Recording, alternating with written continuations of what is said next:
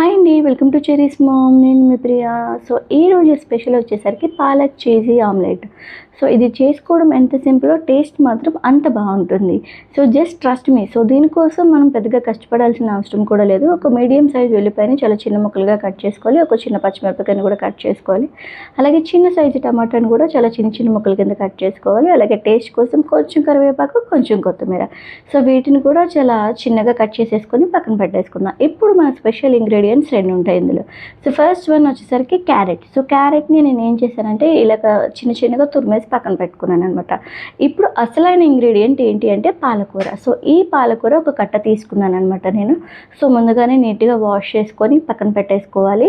So తర్వాత దీన్ని చిన్న చిన్నగా కట్ చేసి పెట్టుకున్నాను. సో ఇప్పుడు స్టవ్ వెలిగించి ఒక పాన్ పెట్టి కొంచెం బటర్ వేసి అది వేడైన తర్వాత ఫస్ట్ పాలకూర అలాగే క్యారెట్ని జస్ట్ 1 minute ఫ్రై చేస్తే సరిపోతుంది. సో దీనివల్ల ఏమవుతుందంటే అందులో ఏమైనా పచ్చివాసన ఉంటే పోతుందనమాట.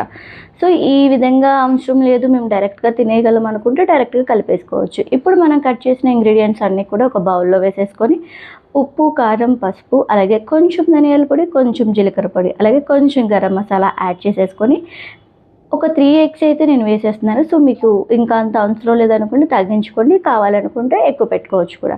సో ఇలా మొత్తం అన్నీ వేసి బాగా బీట్ చేయాలి. సో ఆ ఇంగ్రీడియంట్స్ అన్నీ కూడా ఎగ్తో బాగా కలవాలన్నమాట.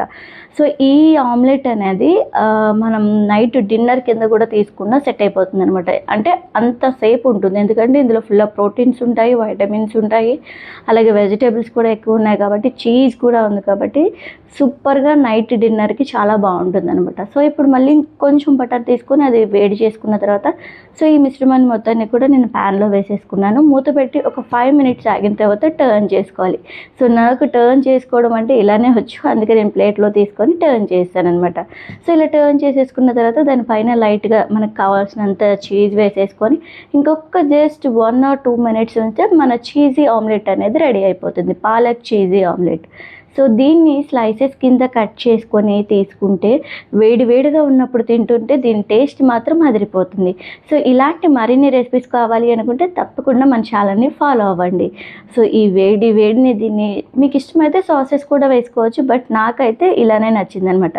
సో ఇది తింటే ఇంకా నైట్ డిన్నర్ కంపల్సరీ అవసరం లేదండి, ఎందుకంటే అంత మన పొట్ట ఫుల్ అయిన ఫీల్ అనేది వస్తుంది. సో మరిన్ని వీడియోస్ కోసం తప్పకుండా మన ఛానల్ని ఫాలో అవ్వండి. Thanks for watching.